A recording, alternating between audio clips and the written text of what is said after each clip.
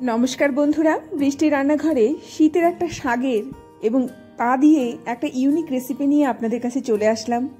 কাছে দূরে যে যেখান থেকে আমার ভিডিওটি দেখছেন, আশা করি সবাই ভালো আছেন, সুস্থ আছেন। মেথি শাক এই সময় খুব উঠেছে, তো আপনারা যদি পারেন মেথি শাকের এত সুন্দর একটা রেসিপি কিন্তু বাড়িতেই চট জলদি তৈরি করতে পারেন। খেতেও যেমন অসাধারণ, তেমনি মেথি শাক আমাদের শরীরের জন্য কিন্তু খুব ভালো আকারে উপকারী। বিশেষ করে সুগারে যারা আক্রান্ত তারা কিন্তু এই শাকটা এই সিজনে অবশ্যই প্রতিদিন খাবেন। তো সেই মেথি শাকেরই আজকে কিন্তু একটা নতুন রেসিপি নিয়ে আপনাদের কাছে চলে আসলাম। এরকমভাবে মেথি শাকটাকে আমি একটুখানি বেছে নিয়েছি, তারপর ভালো করে জল দিয়ে ধুয়ে এটাকে একটুখানি কুচিয়ে নেব। তার সাথে সাথে এখানে আমি ছোলার ডাল ব্যবহার করছি। আপনারা মটর ডাল দিয়েও এই রেসিপিটা তৈরি করতে পারেন। তো সবার প্রথমে হাফ কাপ ছোলার ডালকে আমি আগের দিন রাত্রেবেলা ভিজিয়ে রেখেছিলাম। পরের দিন আমি এটাকে একটুখানি এরকম মিক্সিতে দিয়ে সঙ্গে একটুখানি আমাদা দিয়ে দিলাম। তার সাথে সাথে দেখুন এখানে আমি শাকটাকে খুব ভালো করে একটুখানি কুচিয়ে নিয়েছি। ডালটা একদিকে আমার পেস্ট হয়ে গেল, শাকটাকে আমি কুচিয়ে নিয়েছি। একটুখানি নুন দিয়ে এটাকে খুব ভালো করে মেখে রেখে দেব, যাতে করে শাকটা থেকে বেশ ভালো পরিমাণে জল ওঠে। সেই জলটাকে আমি ফেলে দিয়েছি। তারপরে এই যে আমি ডালটা বেটেছি তার মধ্যে সামান্য একটুখানি জিরের গুঁড়ো, সামান্য একটুখানি হলুদ, সামান্য একটুখানি ধনে পাতা দিয়ে দিলাম। এবার এটাকে খুব ভালো করে একটুখানি মেখে নেব। হাত দিয়ে আপনারা ভালো করে চটকে কিন্তু এটাকে মেখে নিতে হবে। যদিও আমি শুরুতে এর থেকে অনেকটা পরিমাণে জল বাদ দিয়ে দিয়েছি, তারপরেও কিন্তু এই শাকটা থেকে বেশ ভালো পরিমাণে জল উঠবে। তো কিভাবে এই শাকটাকে আমি ব্যবহার করছি আমি একবার দেখিয়ে দিচ্ছি। তো সবার প্রথমে আমি এটাকে খুব ভালো করে একটুখানি মেখে নিলাম। পুরো শাকটার সাথে ডালটা যাতে এরকমভাবে একদম মিক্সড খায়, সেই জন্য এটাকে খুব ভালো করে একটুখানি মেখে নিতে হবে। আমার এই মিশ্রণটা একদম রেডি হয়ে গেল। সবার শেষে একটুখানি লঙ্কা গুঁড়ো দিলাম, একটুখানি নুন আমি এখানে পরিমাণ মতো দিয়ে দিলাম, যাতে এটা একটুখানি ঝালঝালও হয়, বেশ একটুখানি টেস্টিও হয়। তো এইরকমভাবে সবার শেষে লঙ্কা গুঁড়োটা আমি ব্যবহার করছি। আপনাদের যদি মনে হয় আপনারা কাঁচা লঙ্কাও এই ক্ষেত্রে ব্যবহার করতে পারেন। খুব ভালো করে এরকম শাকটা দিয়ে ডালটা দিয়ে খুব ভালো করে এরকমভাবে মেখে নিতে হবে। এবারে এটাকে আমি ভাজবো, তো দেখিয়ে দিচ্ছি। প্রথমে আমি একটুখানি টেস্ট করে দেখে নিয়েছি, তো এটা বেশ ভালো মতো আঁট বেঁধেছে। যদি আঁট না বাঁধে সেক্ষেত্রে আপনারা একটুখানি হয় ময়দা না হলে বেসন ব্যবহার করতে পারেন। আমি কোনো কিছুই ব্যবহার করিনি, নর্মালি এরকমভাবে একটুখানি চিপে নিয়ে এই ডালটা এবং শাকটাকে খুব ভালো করে এরকমভাবে আঁট বেঁধে তারপরে এরকমভাবে কড়ার মধ্যে একদম ফুটন্ত তেলের মধ্যে এটা দিয়ে দিচ্ছি। তো এইভাবেই কিন্তু আমি এরকম মুইঠাগুলো তৈরি করে নিচ্ছি। এগুলো অ্যাকচুয়ালি মেথি শাকের মুইঠা, অসাধারণ খেতে লাগে। একবার বাড়িতে তৈরি করলে বারবার খেতে চাইবেন। রান্নাটা করব সম্পূর্ণ অন্যরকমভাবে এবং খেতেও হবে চমৎকার, এবং এই শাকটা শরীরের জন্যও খুব ভালো উপকারী। সব মিলিয়ে সেই কারণেই কিন্তু আজকে আমি এই শাকের রেসিপিটা তৈরি করে দেখাচ্ছি। এবার এগুলো যখন একটা সাইড ভালো করে ভাজা হয়ে গেল, এবারে আমি এগুলোকে উল্টে দিচ্ছি। অপর সাইডটাকেও একটুখানি ভালো করে ভাজা করে নেব। ভালো করে ভাজা করে নিলে কি হবে, এটা খুব সুন্দর আঁট বাঁধবে, খুব মুচমুচে খেতে লাগে। আপনাদের যদি মনে হয় আপনারা নর্মালি কিন্তু ডালের পাশেও খেতে পারেন। এবারে দেখুন এগুলো যখন একদম ভাজা হয়ে গেল, এবার আমি আস্তে আস্তে এগুলোকে তুলে নেব। শীতের সিজনে যখন মেথি শাক ওঠে তখন সুগারের মানুষরা তো অবশ্যই, সাধারণ মানুষরাও খাবেন। তার কারণ হচ্ছে মেথি শাক চুলের জন্য খুব ভালো।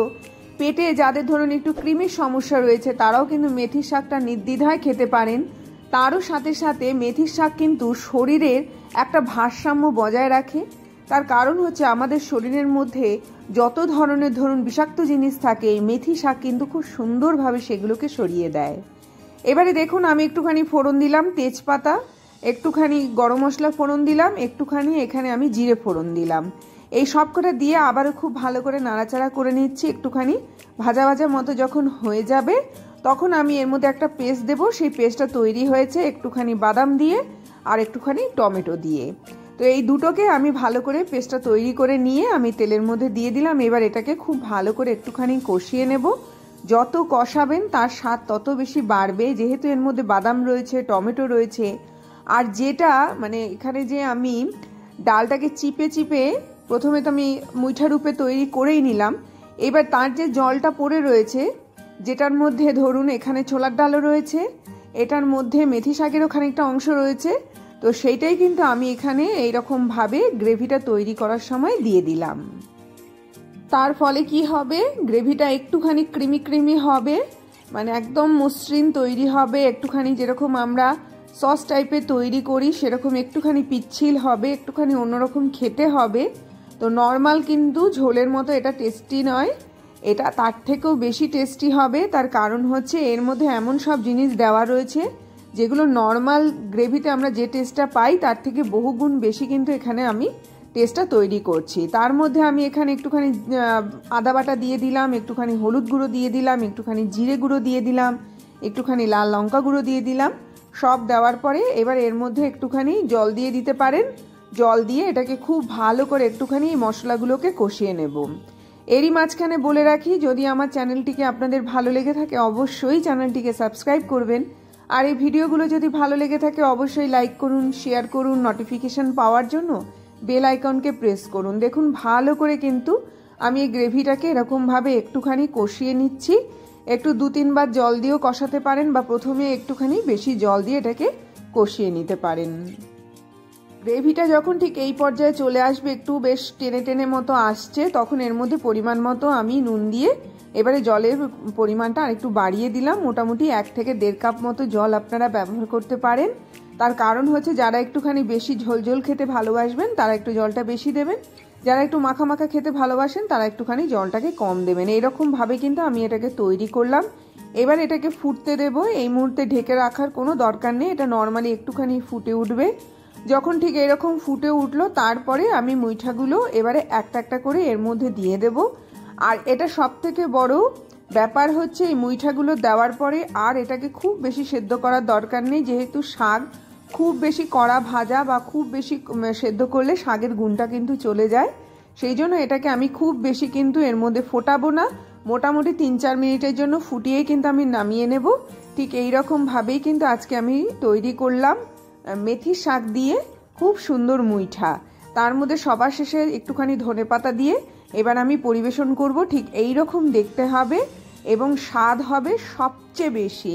নর্মালি যেরকম আমরা ঝোল খাই সেটার থেকে কিন্তু অনেক বেশি টেস্টি এই ঝোলটা তৈরি হবে। আমি পরিবেশন করছি।